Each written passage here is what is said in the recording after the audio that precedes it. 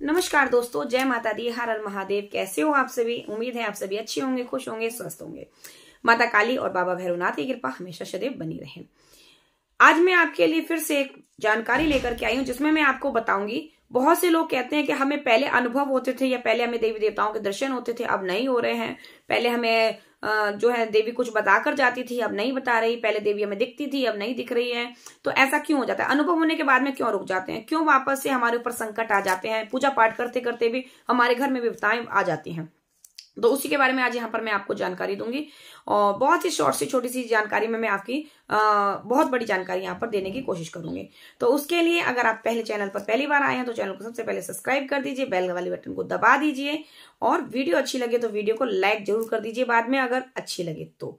और इस वीडियो के माध्यम से कुछ जानकारी आपको प्राप्त हुई है तो, क्योंकि आपके एक लाइक मुझे बहुत ही ज्यादा मोटिवेट करता है, जिससे मैं और अच्छे से आपके लिए जानकारी लेके आने की कोशिश करती हूँ।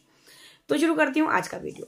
देखिए, पहले हमें बहुत से देवी देवता दर्शन दे रहे हैं, कृपा हो रही है, पहले होने वाली चीजों का हमें पहले से अंदेशा लग जाता है, या कुछ नहीं है तो देवी देवता हमें संकेत दे रहे हैं, या वो हमें दर्शन दे रहे हैं, या किसी प्रकार से हमसे बात कर रहे हैं, लेकिन अब नहीं देते। उसका क्या कारण होता है?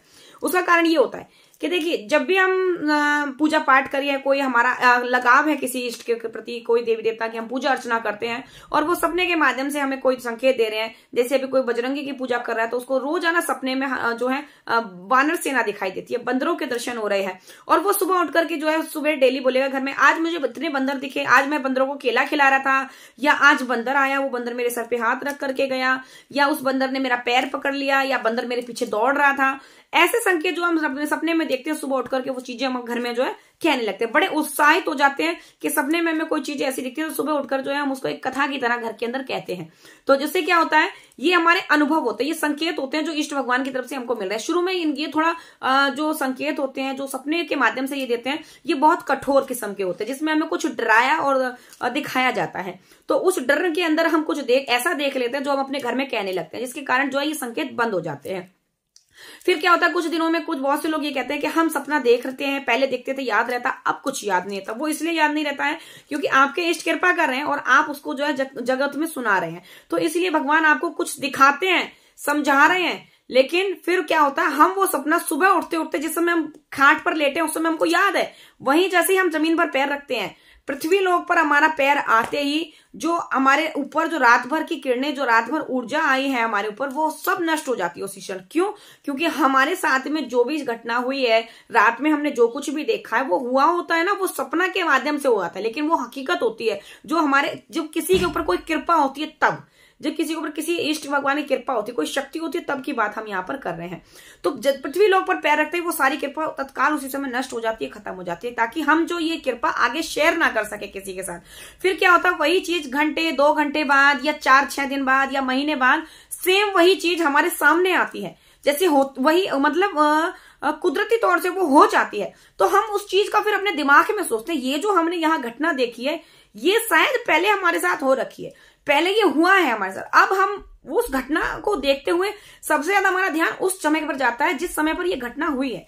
कब हुई है लेकिन नहीं याद रहता। क्यों? क्योंकि याद ही नहीं रहेगा, क्योंकि वो चीज हमारे इष्ट भगवान ने हमको सपने के माध्यम से दिखाई, और वो सपना हमको भुला दिया, लेकिन पहले संकेत दे दिया कि भाई आने वाले समय में ये चीजें होंगी, लेकिन हमको भुला दिया क्योंकि हम इसको शेयर कर देते हैं। अगर आने वाली चीजों का पहले से किसी व्यक्ति को पता लग जाए, अगर आपको पता लग जाए कि फलानी जगह पर जाने के बाद में आपकी मृत्यु होनी है, तो आप उस जगह पर जाएंगे ही नहीं, तो वो मृत्यु टल जाएगी।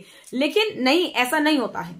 हम नहीं जान पाते कि इस जगह पर जाने के बाद में जमीन धसक जाएगी, हम जमीन के अंदर चले जाएंगे और हमारी यहाँ पर मौत निश्चित है। तो ये संकेत अगर सबको पता लग जाएगा तो दुनिया में सभी अमर हो जाएंगे, उस कार्य को वो करेंगे ही नहीं।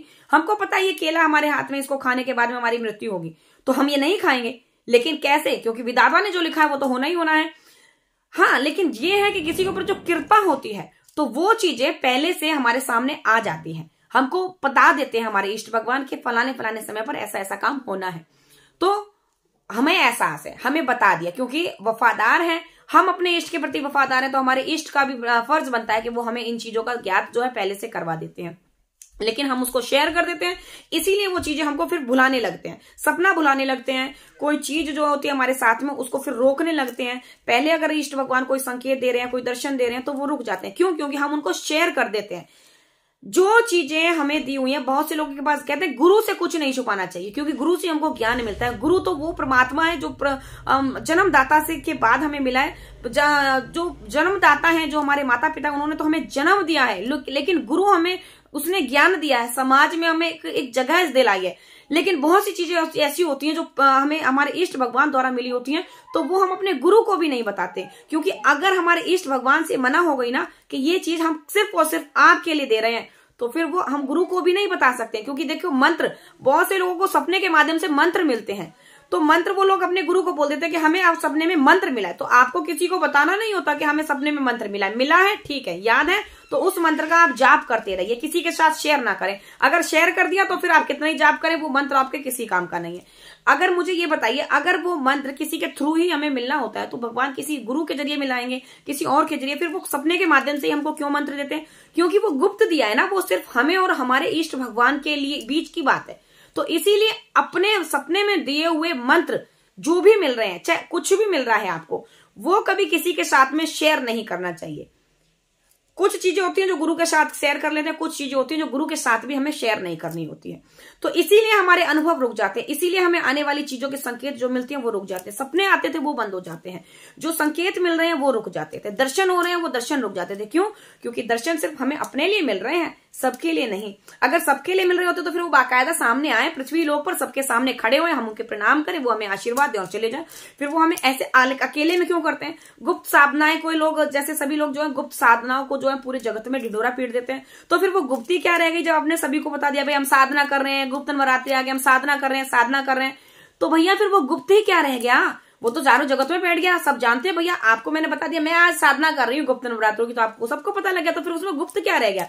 तो फिर उसका फल हमको क्या मिलेगा? तो फिर उस जगह पर हमको कोई फल नहीं मिलता है। इसीलिए हमारे साथ में ऐसा होता है कि हमें पहले चीजें होती थी और फिर रुक जाती है। कभी भी अपना ज्ञान, अपनी चीजें किसी के साथ शेयर ना करें जो आपको सपने के माध्यम से मिला है। पर्सनल ज्ञान जो होता है वो किसी को नहीं बताया जाता है। तो आज के वीडियो में इतना ही। कुछ मैं जल्दी वीडियो बनाई है तो कुछ जल्दी बोल दिया, अगर कुछ मिस हो जाए तो मुझसे मुझे माफ करें, और वीडियो अच्छा लगे तो उसको शेयर कर दें, साथ ही लाइक कर दीजिए। पहली बार देखा है तो चैनल को सब्सक्राइब तो जरूर कर दीजिए। मिलती हूँ नेक्स्ट वीडियो में ऐसी जानकारी के साथ, तब तक के लिए सभी को जय मां काली, हर हर महादेव।